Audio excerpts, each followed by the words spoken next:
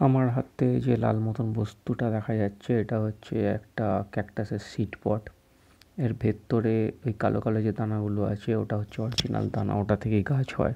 তো এটা থেকে আমি গাছ করার চেষ্টা করছি প্রথমবার। তো এটা থেকে গাছ করার জন্য আমি যে স্টেপগুলো করবো বা ফলো করব সেগুলো হচ্ছে এরকম: প্রথমে আমি দানাটাকে বের করবো ওর থেকে, করে দানাটাকে ভালো করে ধুয়ে নেব, কারণ এর মধ্যে একটা পিচ্ছিল টাইপের মানে জেলি টাইপের জিনিস থাকে। তো যেটা আমার মনে হয় যে কোনো কারণে ওটা পরবর্তীকালে সিডটা ড্যামেজ করতে পারে, পচিয়ে দিতে পারে, বা পোকামাকড় ওটার জন্য অ্যাট্রাকশানে এসে সিড খেয়ে নিতে পারে, এরকম একটা ব্যাপার।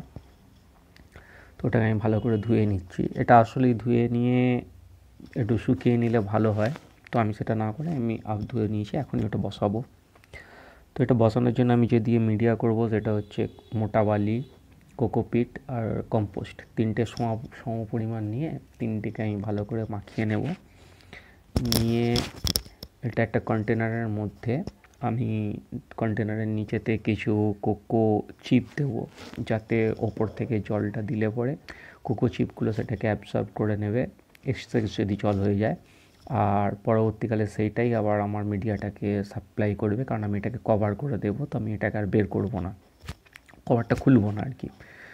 তো প্রথমে আমি ওর মধ্যে ভালো করে মিডিয়াটাকে ভরে নেব, দিয়ে তার ওপর ওটাতে আমি ভালো করে জল স্প্রে করে ভিজিয়ে নেব।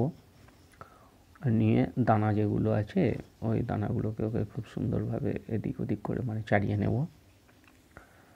তো আমার ক্ষেত্রে দানাটা যেহেতু ভিজে আছে ওই জন্য একটু অসুবিধা হচ্ছে। এটা যদি দানাটা শুকিয়ে নিতাম তাহলে আরামসে ওটাকে ছড়িয়ে দেওয়া যেত।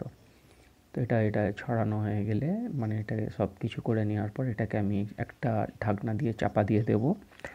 আর মোটামুটি সকালের রোদ পায় এরকম জায়গায় আমি ওটাকে রাখবো, আর এটা আমার ওপেনেই থাকবে।